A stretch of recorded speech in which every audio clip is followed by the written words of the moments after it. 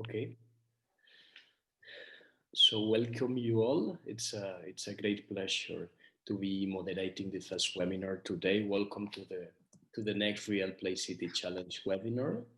On behalf of Placemaking X, as a leader, also as a director of Placemaking Europe, for me it's a great honor to be moderating the session today, and I'm very looking forward for the next webinars as well and the development of the whole initiative.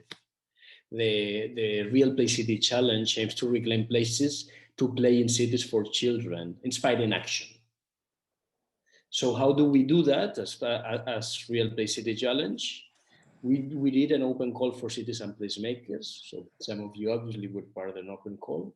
We are doing this set of webinars to learn from everybody, to think about how can we develop further our own initiative, and especially we want to scale them up.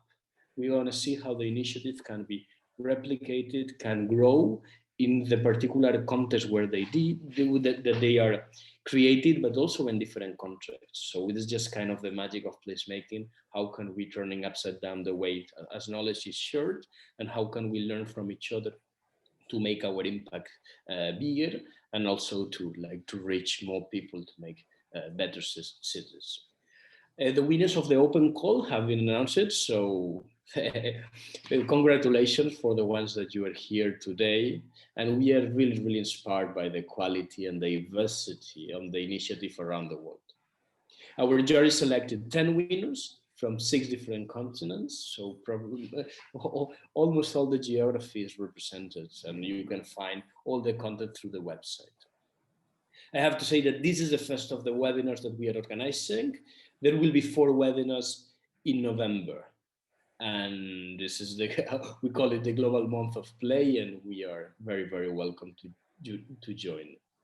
And today, the aim of today is to consider how can we adapt, replicate, and scale up the initiative that you presented to the open call. The agenda for today is, so I'm just sharing about the Real Play City Challenge and what we are just looking today. Then we learn about different approaches from Zelda Janovic. We will learn from the Winning Placemaking Initiative. Then we will have a deeper conversation and mutual learning that we call it the Placemaking Clinic, about how can we scale up our own initiatives. And then we will learn a bit on next steps. And I'm very excited to introduce Zelda Janovic. She's the strategic advisor of Lego Group and Lego Foundation, lead for the Real Play Coalition. And she's obviously one of the partners behind the Real Play City Challenge. And we really want to learn from Zelda to share her rich experience of the different approaches and models to scale to set a framing for the session. So welcome, Zelda. The floor is yours. Thank you, Ramon. And I just want to echo what you said, Ramon, in terms of Lego Foundation and all the partners in the Real Play Coalition and in the Real Play City Challenge, how inspired and humbled we are by the initiatives that have come forward. And we're really looking to learn together about scaling approaches. So excited to be going deeper into this dialogue today. So next slide, please. The context of scale, as we think about that, I just wanted to draw a couple of insights that we're seeing from Real Play Coalition, and to sort of give a little bit of background about why we think this moment is so exciting for all of these initiatives to be deepening their approaches to scale, and for us to be learning together about how to do so. So when we think about the context that we're operating in, we can frame that in different ways, but a useful one is to think about the micro, where we might be seeing these innovative initiatives, community-led approaches to quality play experiences. We might be familiar with the meso level, that is the institutions and the rules, the laws that are governing the work that we're doing, and the infrastructure that is embedded.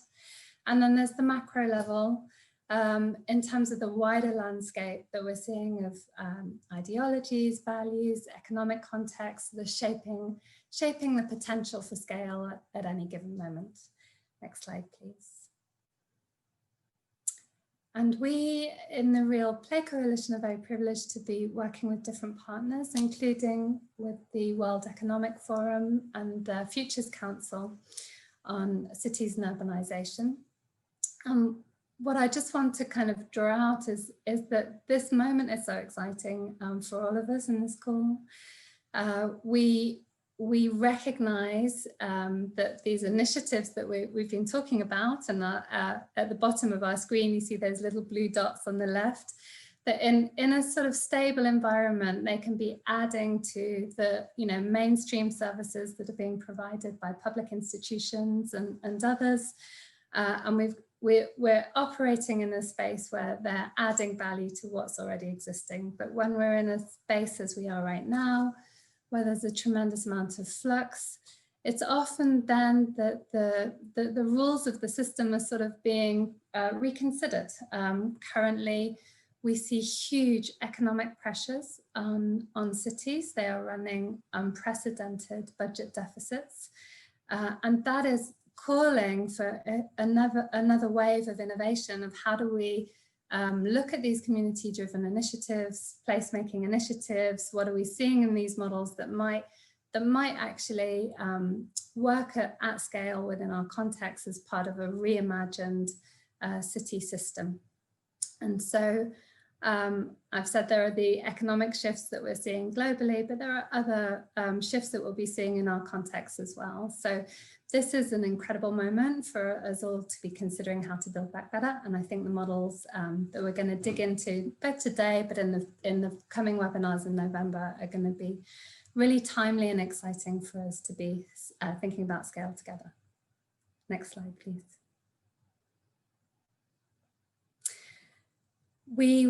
When we're thinking through at this systems level, again, many framings, but one we take inspiration from is thinking about the systemic challenges and the systemic opportunities. And I pull these out because they might be different from other frames that we've thought about in the past. So those being around purpose, power, relationships, and resource flows. Dwelled a little bit on the changes that we're seeing in resource flows and the economic landscape. But Tirana, who are in this call, Simon is in this call representing the city of Tirana, for example.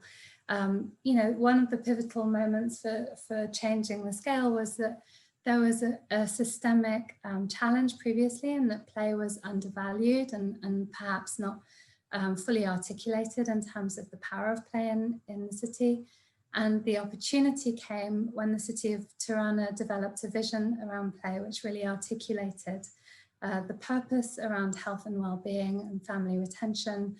And that has enabled this kind of step change in thinking. And you'll recognize that pattern in your different contexts, and the narrative might be around different forms of purpose statement, but that can be a driver for considering a next wave of scale. Next slide, please. So models of scale. I've had the great privilege to be working on scaling innovations in terms of social impact. For many years with LEGO Foundation, we had a partnership with Ashoka called Reimagine Learning. And a lot of the thinking captured in this slide connects with Ashoka and with ChangeX, who are in this call as well. But we're thinking about these new ways of scaling impact. Traditionally, we might have seen new branches, new offices, new sites emerging, and that's where there's a high degree of control on the model, but there isn't a lot of scope for empowering external stakeholders. It's still seen as a very internal growth momentum. And you see across this the schema on the x-axis that level of control can open up. We can think of franchising, licensing, partnerships, open source models of scale, platform and ecosystem approaches. And I think platforms and ecosystem approaches are more the new kids on the block. There's emerging literature around those that are exciting. And I'll give some examples from our group because I want to celebrate the great work everyone's doing. So next slide, please. In terms of partnerships, BRAC are leading incredible work in this space, and we're absolutely delighted that BRAC will be diving deeper into their work in the webinar next week on the 19th of November. But the high quality model that has proven links to child development outcomes. And so the challenge, if you like, is looking at how do you scale impact while maintaining that quality. Don't want to let go of those active ingredients that are really making a difference for children. And different models they're looking at, but one of the models is around high quality technical assistance. So as they're looking to partner with other organizations to adapt and replicate, to bring in that technical assistance arm that can ensure that those quality dimensions are part of the new model. Next slide, please. The open source scale, one of the classic ones in our sector that we refer to as Kaboom, who moved from their staff working across the US to scale high quality playgrounds. And in the first 10 years of Kaboom, amazing 750 playgrounds across the country. But when they moved to an online platform and moved away from staff driving that scale, and they saw the energy coming from community organizations, within 3 years, they were able to see an additional 4,000 playgrounds developed.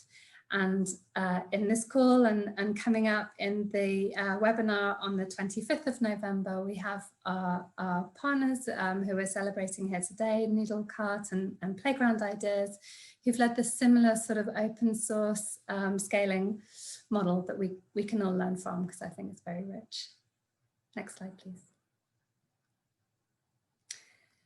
And platform approaches, like I say, a new kid on the block, so the literature is still emerging around this, but I think Tarana really illustrates it beautifully. So there was this purpose statement around the value of play, really articulating it around its links to health and well-being.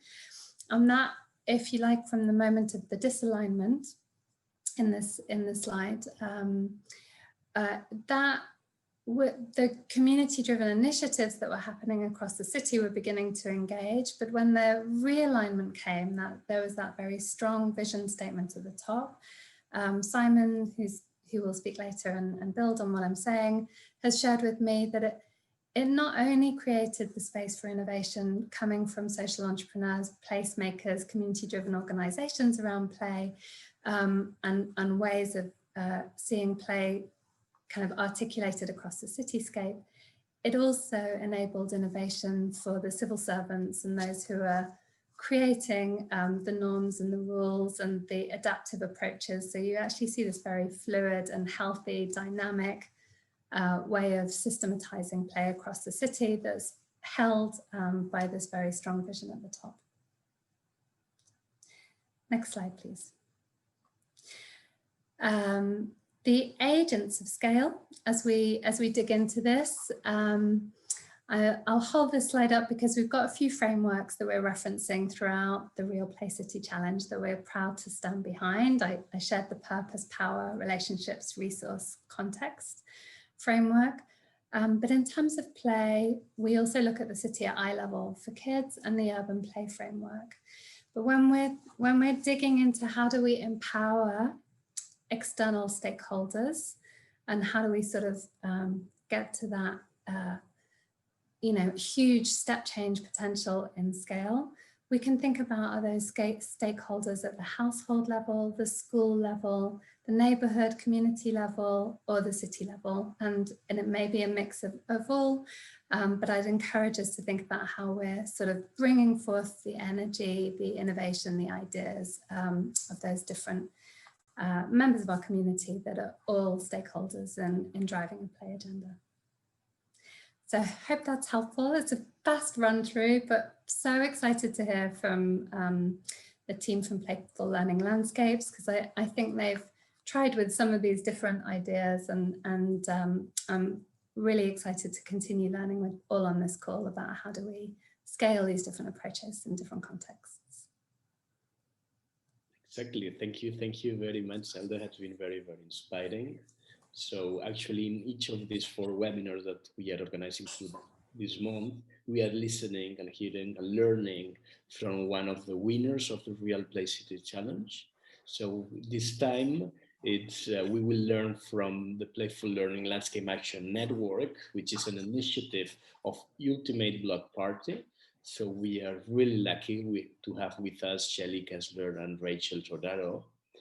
And we were really, really impressed with their efforts to scale and replicate placemaking and using placemaking to promote playful learning, not only through activities in everyday space, but also through good quality infrastructure where children and families spend time.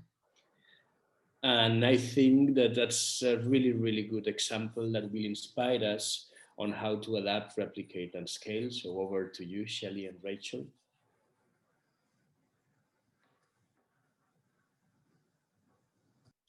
Thank you.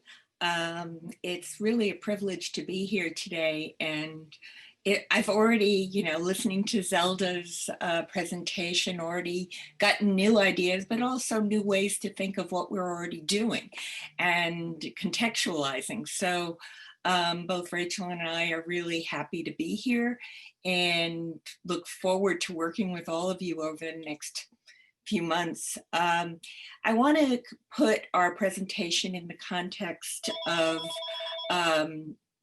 hold on one second, that's the problem with being at home. I want to put our presentation in the context of a learning organization. We are, as many of the people on this call are, learning every day from what we're doing. Some of the things that we did 5 years ago are not what we would do today. And I think that being a learning organization is probably the best thing we can be in the current context of change and flow. So if I can get the screen.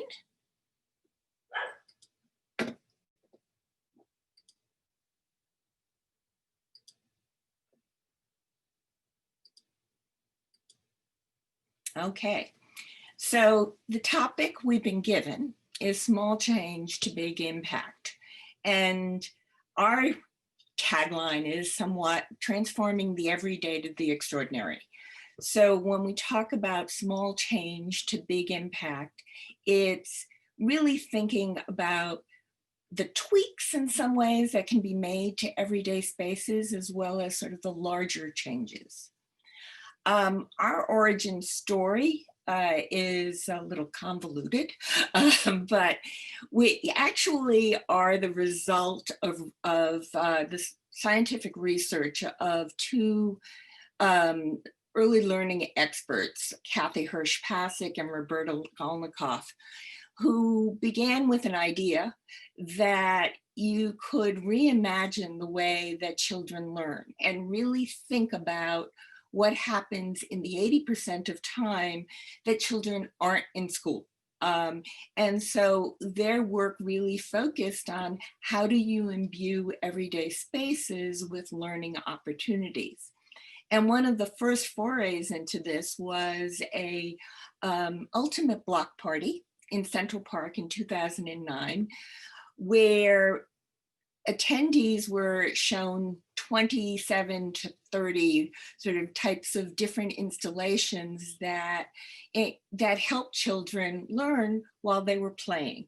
And this included a huge Simon Says, it had a play doctor, Lego was very much part of this, Crayola, etc. But the idea really was to give parents and children an opportunity to understand the connection between play and learning. And we were told at the beginning that there might be 3,000 to 4,000 people here. 50,000 plus showed up. It was an enormous success, and events in Toronto and Baltimore followed, but this was still just an idea. And working with the Brookings Institution, we put together a steering group of individuals in the early learning space. And together we thought out, what do we really need to go forward? And there were three pieces of that. One was policy. How do we work with decision makers? One was research, consistently making sure that this was based on clear evidence of impact. And the third was implementation. How do we get to the ground? And Playful Learning Landscapes Action Network was born out of that discussion. So for us, our mission is to engage communities, to infuse neighborhoods with playful learning opportunities that encourage joyful adult-child interaction and advance children's cognitive and social development, better preparing them for success in a world. And we see our value proposition, sort of what makes us unique and different, is that we really are based on the science, and we're constantly reevaluating and rethinking what works and what doesn't work. We started the process by thinking about what's our theory of change, meaning where do we fit in this this path in terms of change, and what do we assume is going to happen when we do certain things. So we're working at assuming that what we're going to be doing is improve learning and socio-behavioral skills, particularly in low resource geographies. Our hope, our assumption, that will change attitudes, knowledge, and behavior, and that will be an agent for positive change, especially as we receive more data on from more sites about what works and what doesn't. Over time, we want to see a cultural and behavior shift regarding how children learn in school and out of school. And then public spaces are designed with the needs of its communities in mind. And this is important because we want these spaces to, when designers and decision makers look at the options for public spaces, we want them to look at playful learning as something that they should be doing, not icing on the cake. We want them to think of it as a prerequisite that people will challenge as why they don't have, rather than why do you have it.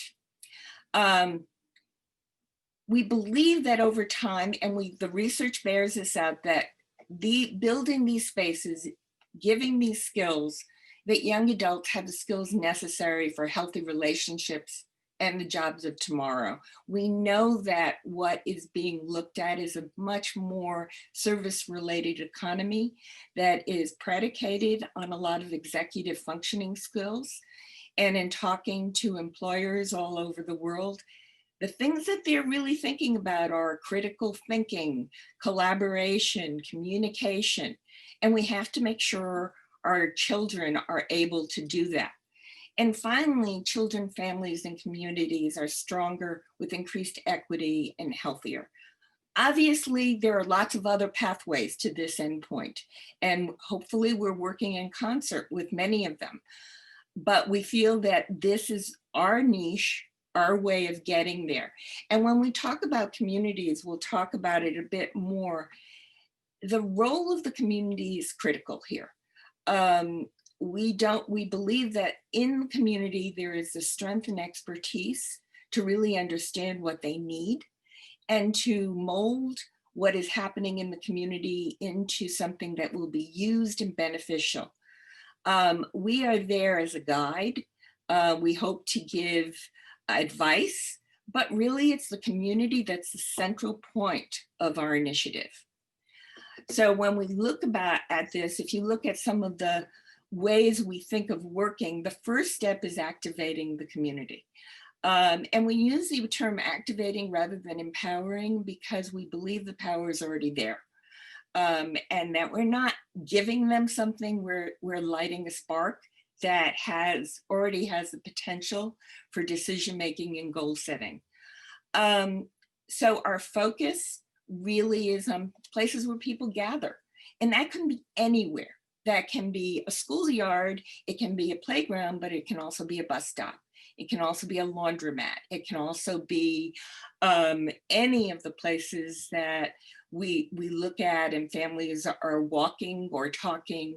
One of our projects was in a supermarket, and it really was a very simple project that looked at how do you engage parents and children or caregivers and children in a conversation. Just that increases vocabulary. As we think about it, we're really looking at reflecting the cultures and values of the community. So we see them as co-designers in from the beginning.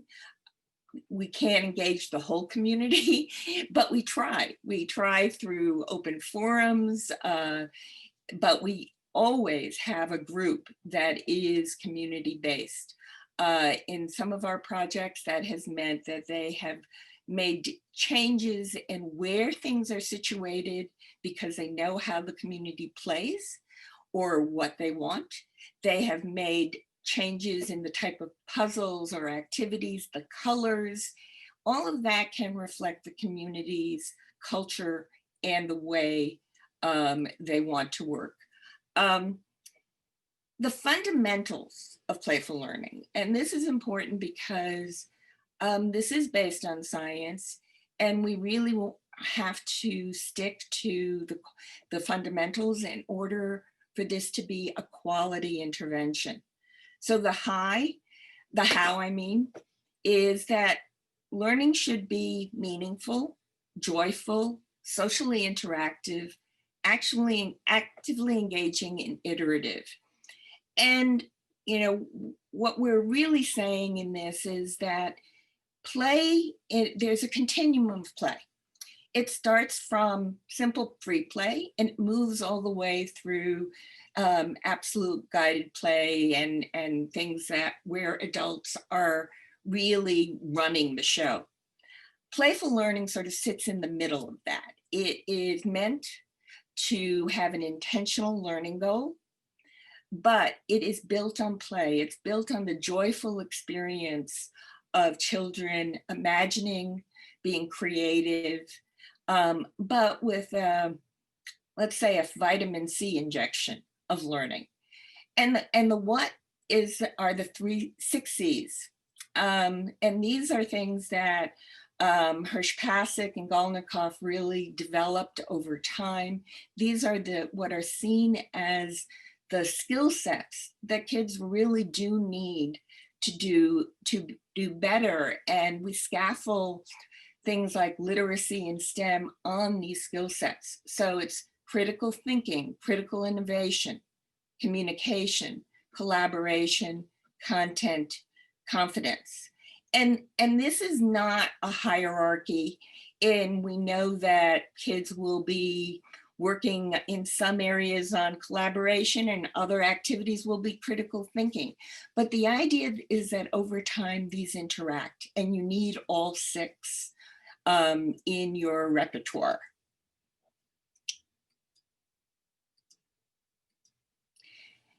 We have really used Philadelphia as our learning lab, and working with organizations here in Philly, we have expanded to a whole series of activities in libraries, bus stops, summer camps, so pop-up play.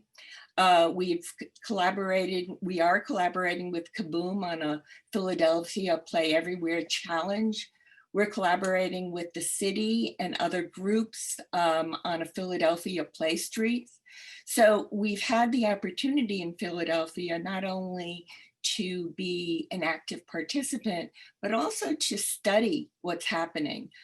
Rachel heads our evaluation and training team, and she has worked in all of these sites and collected data. And one of the interesting things about how we've collected data is that there are times where we have actually hired neighborhood individuals, train them in data collection, actually had them go through an IRB, an internal review board process, at Temple so that they were the ones collecting data in their own neighborhood. We're beginning to play in other places in the US and internationally, but as I'll show you in a couple of slides, the way we play varies from place to place. And that is because we really feel that we have to be flexible and adaptable to different opportunities, but also that we don't need to reinvent the expertise that already exists in different places. We do have proven impact. We know that at Urban Thinkscapes, our bus stops, we could see 39% more long conversations and 49% more questions between children and their caregivers. At Parkopolis, we saw 34% more numeric, spatial, or letter talk. And that was in the same place where there was a rocket exhibit, which we tested against Parkopolis, and Parkopolis beat the rocket exhibit by far.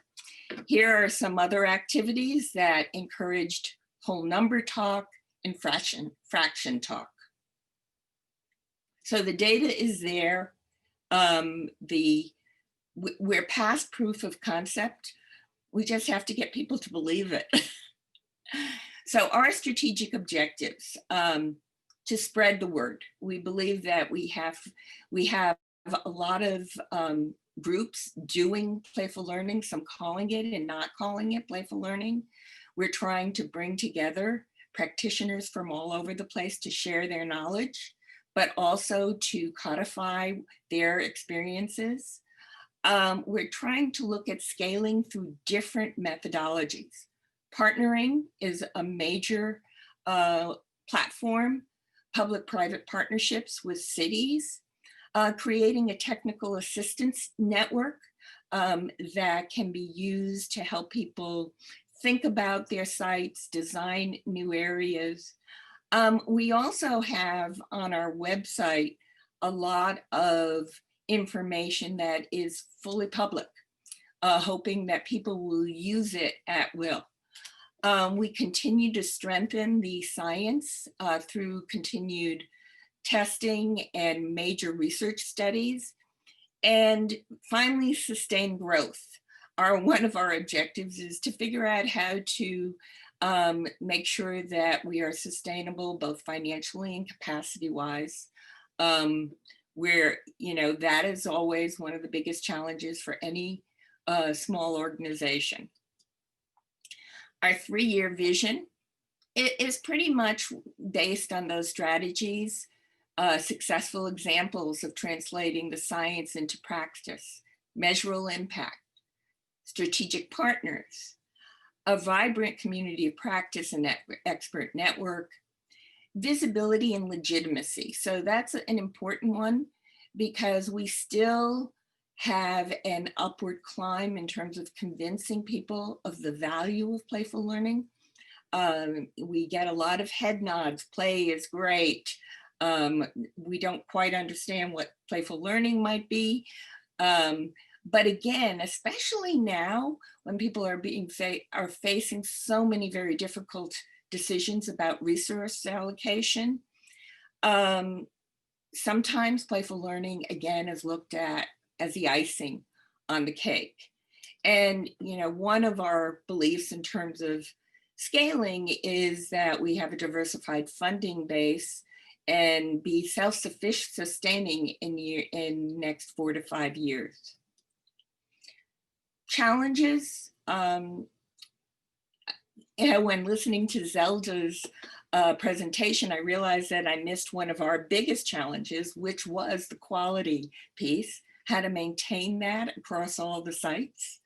Community engagement, as much as it is core, we have to understand that it is time consuming, it is difficult, and if you're on a timeline, don't expect it to be fast.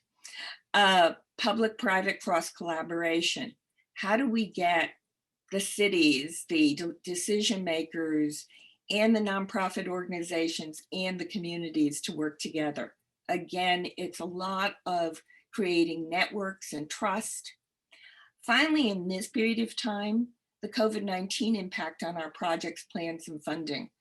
We're seeing a lot of discussions go south in terms of where different organizations wanted to see put their funds, because there are so many demands, and rightfully so.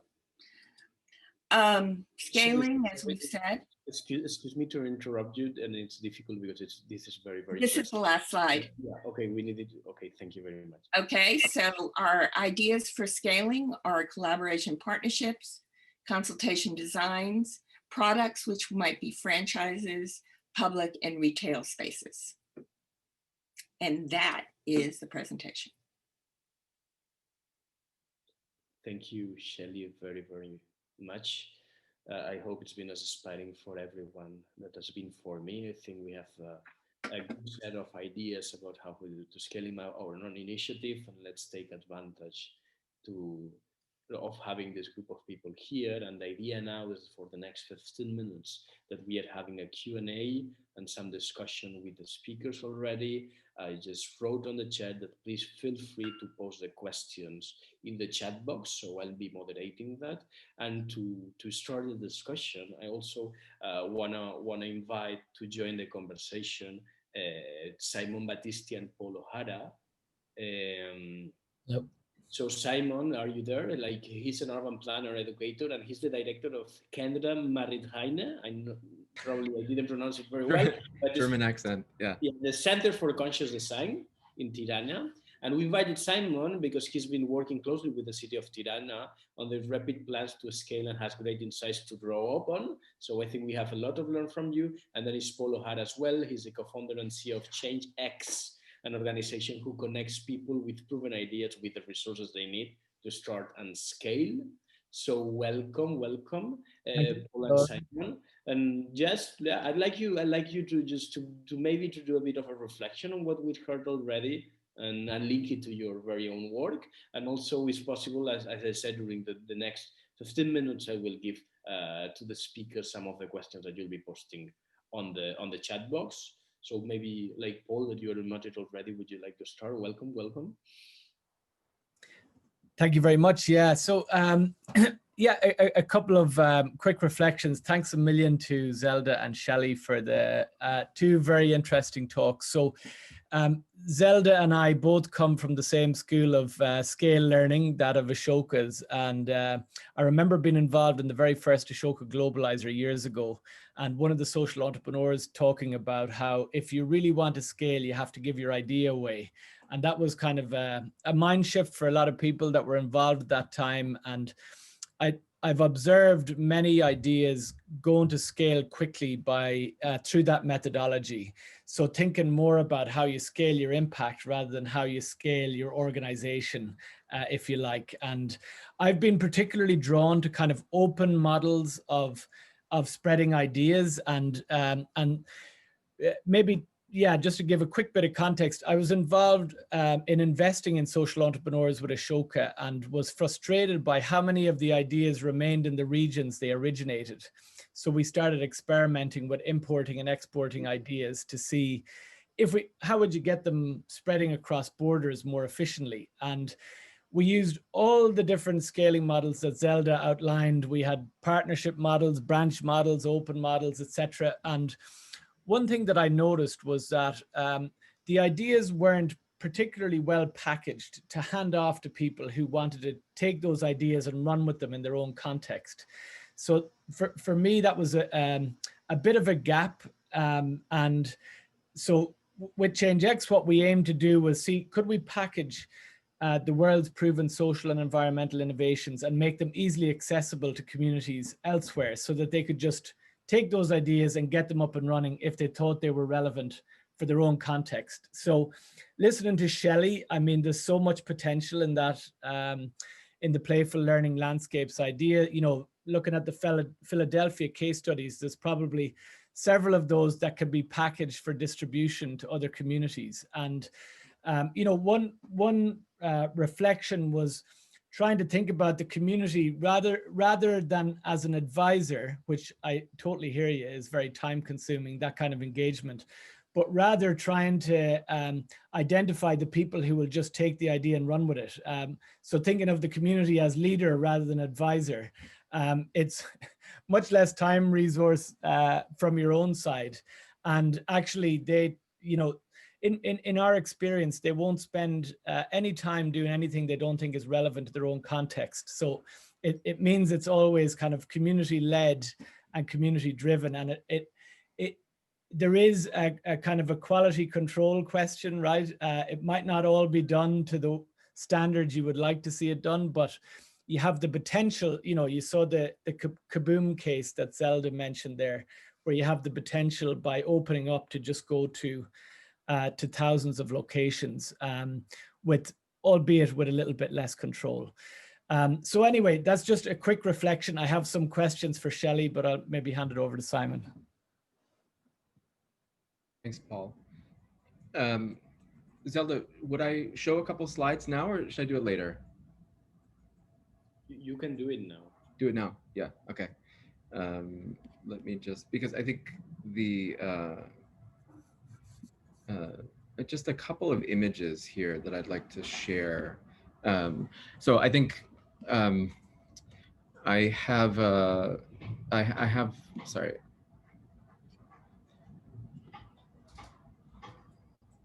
How does that look for everyone? Good. Good, okay. So we have the privilege of working in a city where we have super strong political will about child-friendly urban planning. And I really kind of come from that context. And I think what I really believe in political will as the means through which we accomplish scale. I think that we have to do everything that we can to argue persuasively to political power at all levels, and that includes neighborhood leaders, the PTA, the Parents Association at school, all the way to the mayor. And you know, all of those levels of power are incredibly important to be able to influence. And you know, of course, the higher you get, the better. But I think that you can also get really far by coordinating and being persuasive about work to much smaller groups as well. And kind of to Paul's point, I think it's really about being less of an advisor and more kind of like unleashing the power of a community designing interventions for itself on its own somehow. I think what I want to just really quickly move through a couple of images about Tirana. What the reason that the political will is so powerful here is because one thing, it's been consistent over 6 years now.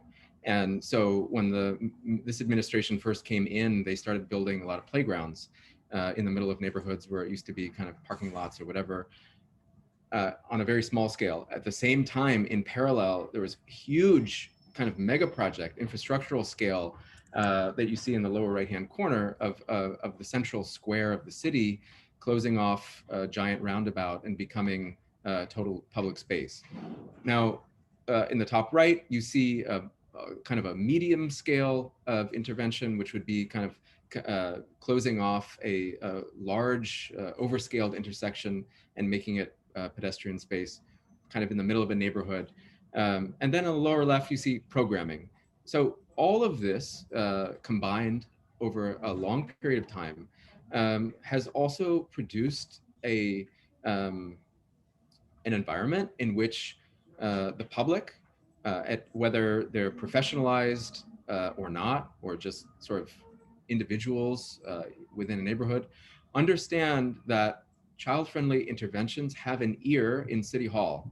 And so I wanted to show this image, actually. This is a project that was carried out by an organization here called Cultural Heritage Without Borders, which is a group of anthropologists and archaeologists who do cultural heritage work. They too, after witnessing the amount of child-friendly interventions in the city after 6 years, say, hey, we got to get in this game also. And so like they're doing something that has nothing really to do with their expertise anymore, but they understand that there's such a force in this kind of work. And I think this is the, you know, again, like I'm speaking from such an incredible place of, we're so fortunate to be able to be in a place where there's an administration like this as a kind of laboratory of child-friendly urban planning, because we really understand that it's that power at sort of elected official level that then coalesces a kind of force behind it, which then follows, and it becomes very organic in that sense. It becomes this kind of it gets a momentum of its own, and then you sort of just let it go. Now, the very last thing I just want to say is it's super important to mainstream the technical expertise that goes into all of this at the same time. And just I'm going to stop here, but I just want to say, when you do find this political will, which is incredibly rare and incredibly precious, that's the moment where you have to pour everything into making sure that it becomes a structure which is durable beyond the tenure of that particular administration. So that guy is not going to be the mayor forever. And so there's going to, you know, there has to be something which comes in. And that's basically a process of capacity building with civil servants at all levels. And in Tirana, we do a lot of it with, for example, the people who repair the streets. It's, you know, talking to them about child-friendly urban planning. The physical work that they do on sidewalks should, we believe, you know, be informed by and imbued with all of the values that we talk about with brain development, you know, early childhood. Yeah, so I'll stop there, but I have some questions as well, Shelley, about the way that you perceive political will that I guess I'll be able to get back into later. Thank you, Simon, for this. I see that the chat function is working very well. So Rachel is already answering some questions that people is posting. But I will use exactly that, Simon. I think that makes a very, very good bridge. You know? So the question that you were asking to Shelley, like how do you deal with political will, and how did you work on convincing to create momentum for this political will?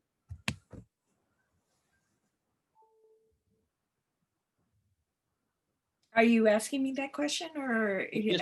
I wasn't sure whether you wanted? No, actually Simon did. I was just, yeah. Oh, okay. Well, I was gonna say, Shelley, So, I was gonna say, have there been periods where you enjoyed more of it or less of it, and did that change your strategy, basically your approach? Absolutely. And it's a critical element both for us and for our partners. We are now experiencing it, you know, Philadelphia is our laboratory. Let's be clear, we don't, you know, this is where we started. And we have always been intent on bringing in the decision makers into the process. And we created an advisory group from the get-go that included Parks and Recreation, the mayor's office, and many of the critical players in Philadelphia. And we've tried to work through them to elevate the message, and that's worked. So at this point, we have just been built into a much larger proposal that looks at all of Parks and Rec work and saying that playful learning has to be a part of this. And so that's been one of our strategies when we've partnered. Many of our partners have already done what you've suggested. So they are already trying to cultivate those responses. And the ones that have been most successful in Chicago, in Austin, and other places, really have partnered from, again, as I said, the get-go with decision makers and had them be stakeholders as well. Thank you. Can I ask? Obviously, you can go ahead. Yeah, okay, it's only because it's building on this political will question and something that you raised, Shelley, around the challenges in a COVID-19 affected era and whether or not we're seeing changes in the prioritization of budgets, etc. when I shared those slides, I said about the purpose changing, and I guess my question is partly to you and partly to Simon, but we've seen from our dialogues that there's been a real purpose shift, perhaps, where we're seeing more traction around community cohesion and also, around social emotional well-being. Those seem to be kind of important messages at the moment. And I was curious if you're seeing shifts in those purpose statements, both for you and for Simon and Tarana. Yeah. So I would add one other piece to that. The shift is to equity. Yes, okay. And having, being raced forward, meaning really looking at what the system has done and continues to do. Yeah. And that has been very much an outgrowth, maybe not in the United States, at least, maybe not so much COVID as the Black Lives Matter movement. But the two, the community is critical right now. The point that I was also trying to make is that we have to continue to reinforce the message that what we're doing now is going to have an impact later as well. And that if we consistently focus just on the here and now sort of immediate emergency, we're going to lose momentum toward the future. And so that has been somewhat of the challenge. And also the fact that we're talking about play and playful learning outside in a time of social distancing. And people are scared. And families worry about what their children will bring home. The rec centers, the recreation centers are worried about liability. So it's both a plus and a minus. Yeah. Well, I can jump. Yeah, so, Shelley, I loved the that on one of your slides you spoke about kind of developing the data sets from the bottom up work that would ultimately translate into the culture shift later on. And that's kind of a framework we've always had as well, as trying to plant all these seeds in a place and eventually it impacts.